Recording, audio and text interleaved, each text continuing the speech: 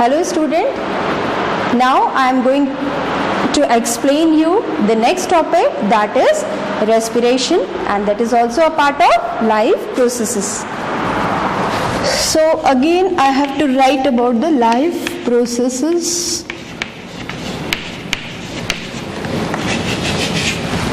Respiration. Respiration is a breaking down of complex organic substances into the carbon dioxide and water with the help of oxygen. So what is respiration? Respiration is acquiring oxygen to break down the food into the simple carbon dioxide and water. So respiration, what kind of respiration occurs in human being, and next question is what kind of respiration occurs in yeast. So there are basically two types of respiration. Number one is aerobic and another one is anaerobic respiration. So the aerobic respiration, the respiration occurs in the presence of oxygen, is known as aerobic respiration, and the respiration which occurs in the absence of oxygen is known as anaerobic respiration. So this is the basic difference between the aerobic respiration and anaerobic respiration.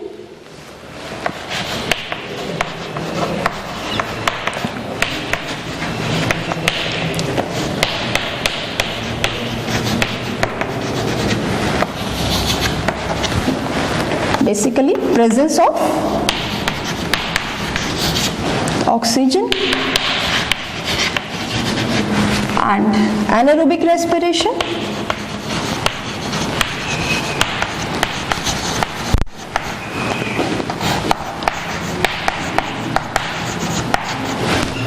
Absence of oxygen.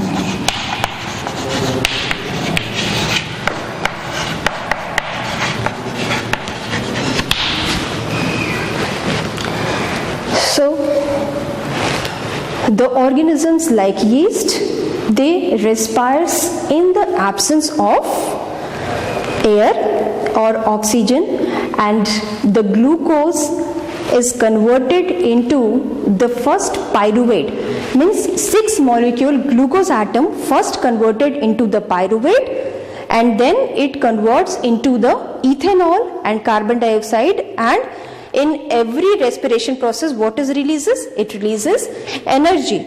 So first of all I am going to write about the different pathways which is opted by the organisms for the respiration. So these three, if you understand this flow chart which I am going to explain you, with the help of this flow chart I will explain about the different pathways of respiration. So the number one is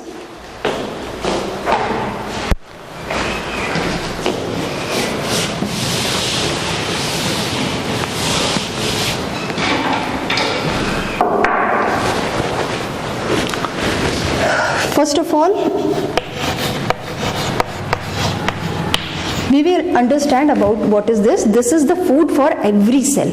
Every cell requires this food for obtaining energy and utilizing this energy for the different activities which is done by the cell. So one is glucose, and the formula, everyone should know the formula of glucose which I have written many times, that's C6H12O6. Okay, and this is the 6 carbon molecule. Why it is called the 6 carbon molecule? Because 6 carbon atoms are present in this, that's why it is called the 6 carbon molecule. First of all, in every pathway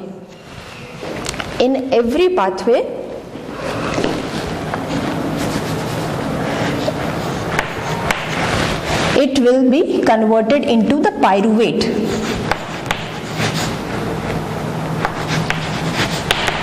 Pyruvate is the 3 carbon molecule.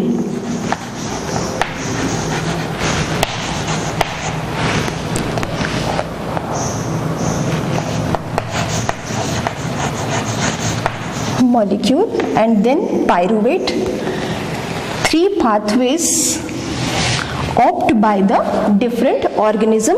First of all, we will take about the what kind of respiration occurs in yeast. So you have to write here in yeast.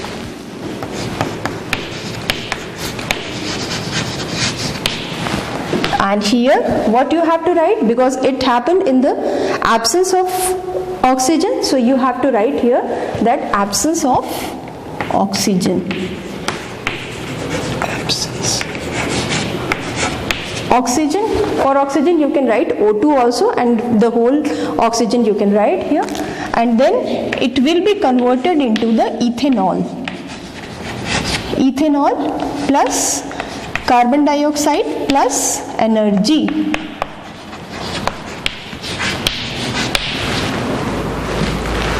And another pathway is happened in muscles sometimes. Lack of oxygen.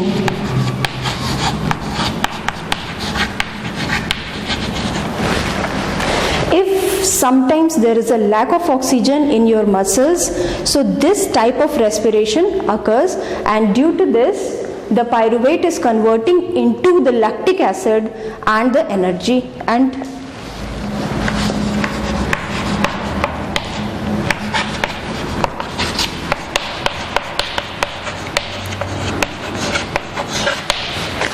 in this it releases very small amount of energy, because it is a oxygen is not present in abundance. That's why this kind of respiration is not good. And sometimes if we do many exercises, then that time cramps occurs in our muscles, and this is the cause of cramps. Means lack of oxygen is present, then cramps will occur, and then lactic acid will be formed in your muscles. So next is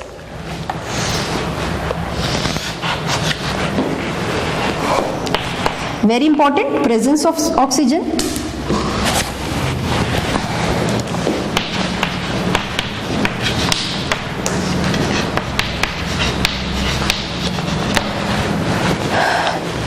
Where it happens? It happens in every cell. In our every cell, mitochondria is present, and in the mitochondria cellular respiration occurs, and that's why I am writing here in mitochondria.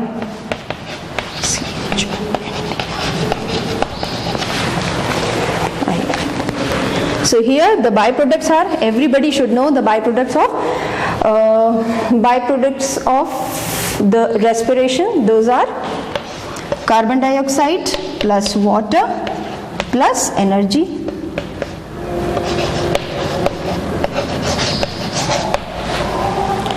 It means here complete respiration occurs, and during this process the lots of energy is released because it happens in the presence of oxygen. That's why it is known as the aerobic respiration. So now you differentiate between the aerobic respiration, anaerobic respiration, and their byproducts also.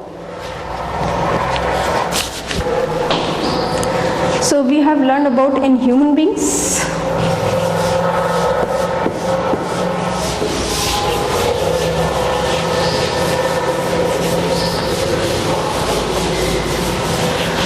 First of all, we will discuss about the respiration occurs in microorganisms like amoeba by simple diffusion. As I told you that there is no system required in the amoeba, by simple diffusion the respiration process takes place in the amoeba. And now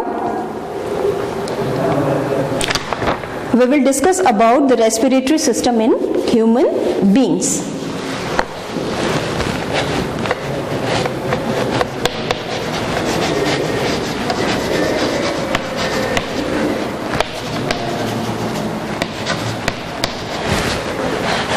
In human beings, what are the respiratory system and what are the organs involved in respiration? First of all, nostrils.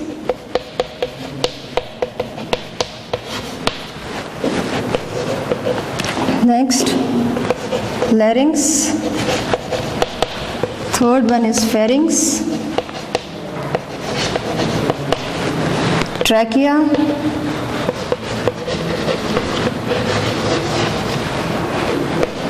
Bronchi and lungs.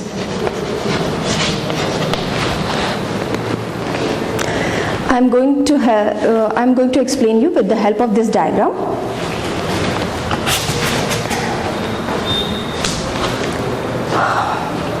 This is our respiratory system. 1 minute.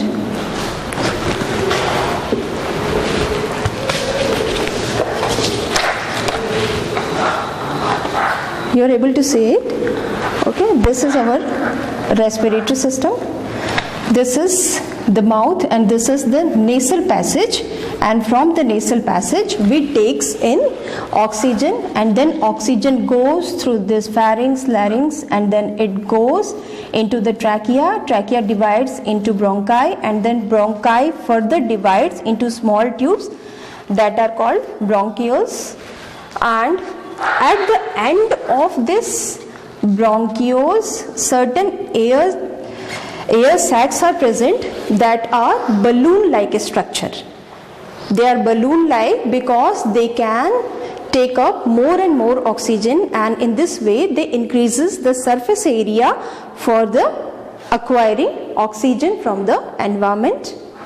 So this is the whole this is the structure of lungs, and here the rings of cartilaginous is present in the lungs to avoid any injury to the lung. If sometimes we are breathing in and a lot of air goes into your trachea, so it cannot hurt your trachea if the rings of cartilages are present here.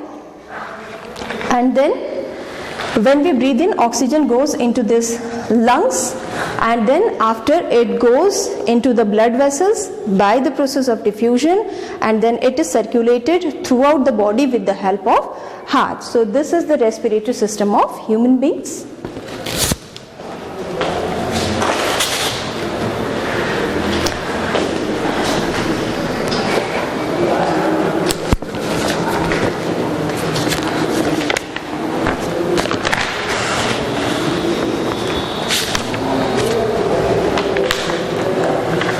Plants also respiration occurs. As you know, carbon dioxide is required, so exchange of gases occurs in plants also. Next topic, which is also very important, that is circulation.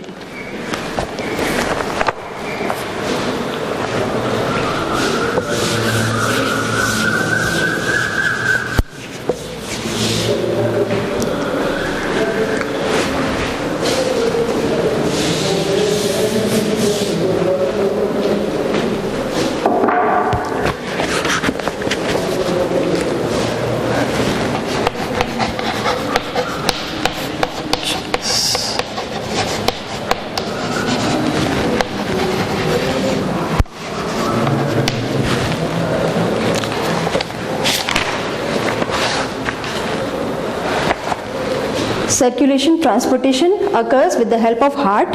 Heart is situated in the chest cavity at the left side, and that is the pumping organ of the body. So with the help of the diagram, I am going to explain you first of all about the structure of the heart.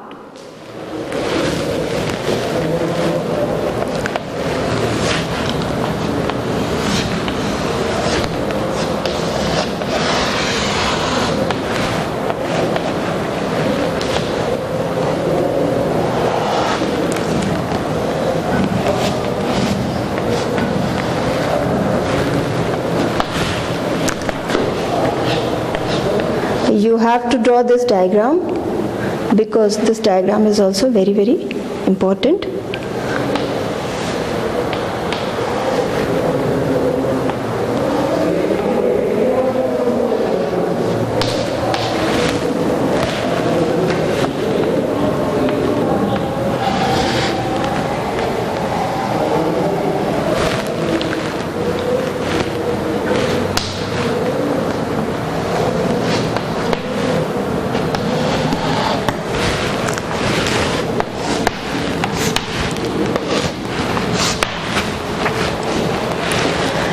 There are 4 chambers present in our heart. This is atrium. The upper chamber is known as atrium and the lower chamber is known as ventricle.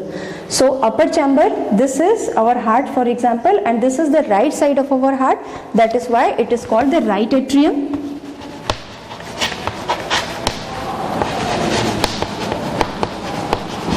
atrium. This is right ventricle.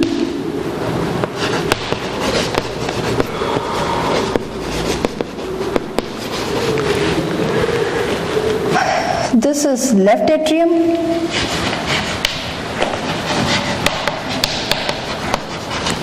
And this is left ventricle.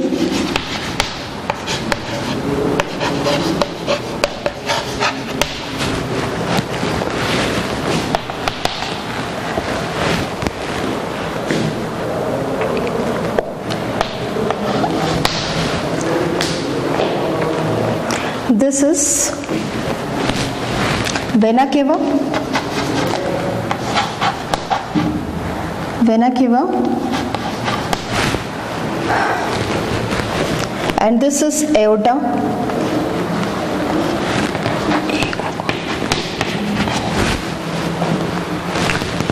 This is the pulmonary.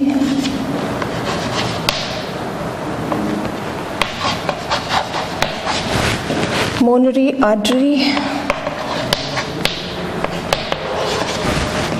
and this is the pulmonary vein.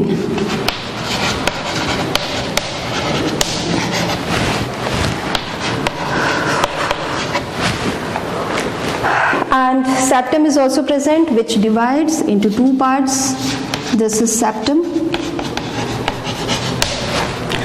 Septum is present because the mixing of blood cannot take place, because in the human being we need a lot of energy, and for this oxygenated blood is required, and this septum is present so that the mixing of blood could be ignored.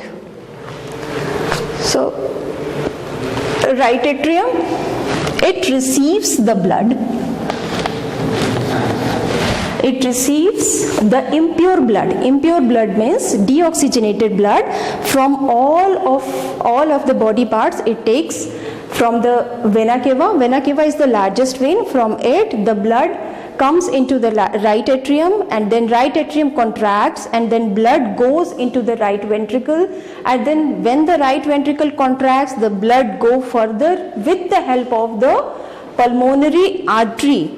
Number one very important thing for the notice, that pulmonary artery is the only artery which carries the impure blood, and rest of the arteries carries the pure blood. Okay, so pulmonary artery carries the impure blood, and then it goes into the lungs, and here it receives the oxygen rich blood, and oxygen rich blood comes again with the help of pulmonary vein, and with the help of pulmonary vein again it comes into the left ventricle, and then left atrium, and then it goes with the help of aorta through all body parts. It means oxygenated blood only require all body parts for its functioning, and deoxygenated blood comes into the heart and then goes into the lungs, and then the circulation carries on. And this is the complete process of circulation in the human beings. And one important thing is, what is double circulation and what is the importance of double circulation? Double circulation occurs in human beings and in birds, because we have to maintain our body temperature and we have to make it constant, because human body temperature is 98.4 degree Fahrenheit, and we have to constantly maintain this temperature. We require a lot of energy, and we are getting this energy with the help of this oxygen, which is circulated with the help of this circulatory system. That is why we have 4-chambered heart, just like as birds. Birds also require a lot of energy, and these also have a 4-chambered heart. And in short question, they can ask you that how many chambers are present in the mammals, and how many chambers are present in the fish. Fish has only 2 chambers, because it does not require a lot of energy to maintain its body temperature. Their body temperature depends on the environment, and they can change according to their environment, so lots of energy is not required in the case of fishes, and in the case of amphibians also have 3-chambered heart, and they do not require much energy to change their body temperature. So this is about heart and circulatory system. What other things are associated with this circulatory system? You can think about it. Number 1 is arteries. First of all, I have to erase this.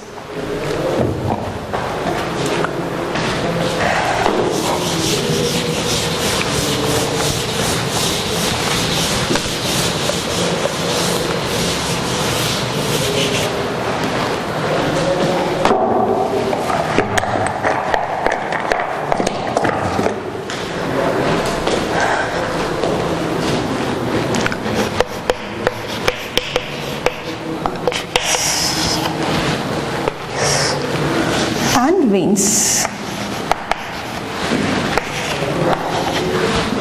Arteries carries oxygenated blood, and veins carry deoxygenated blood.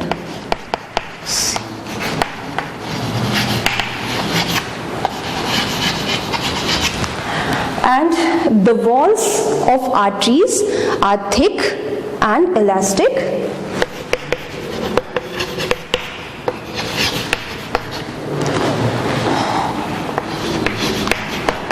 And the walls of veins are thin.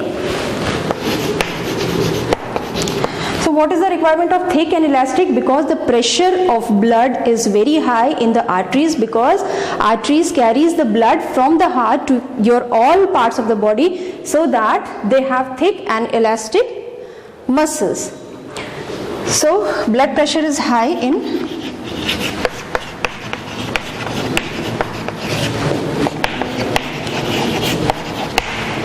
here, blood pressure is low.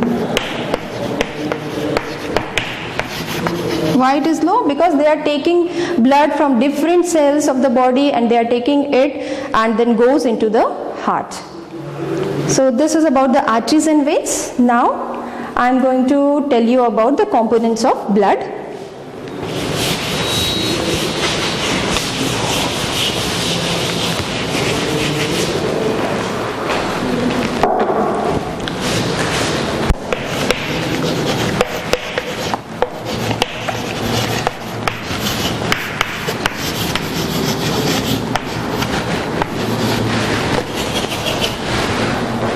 Components of blood. What is present in the blood? Plasma, RBC, WBC, and platelets.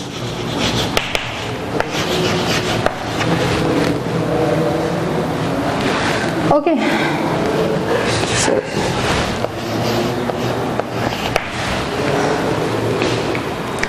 So plasma, blood plasma is a fluid and a watery substances which carries the hormones also and minerals also. And the RBC is very essential because hemoglobin is present in the RBCs. The full form of RBC is red blood corpuscles. The hemoglobin is present, and hemoglobin is known as the respiratory pigment. Why it is known as the respiratory pigment? Because it carries the oxygen and it has the affinity with the oxygen. In short, we can write HB for the hemoglobin, and we can show with the help of this reaction they have the affinity towards the oxygen.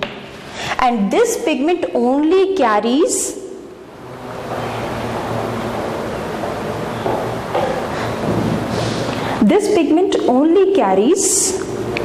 the oxygen in the blood, and oxygen has a less oxygen cannot dissolve in the water, so that's why hemoglobin carries the oxygen. And WBC is also present. This is white blood corpuscles. This fight against the suppose any bacteria comes into the body, they fight against the bacteria. And then platelets is present in the blood, and this, with the help of this platelets, if you have a wound and if you are bleeding, at that time the platelets come and the blood clotting occurs at that situation. So these are the essential components of the blood. So this is all about the circulatory system of blood. So bye bye students, I'll meet you after some time with a very new and refreshed video.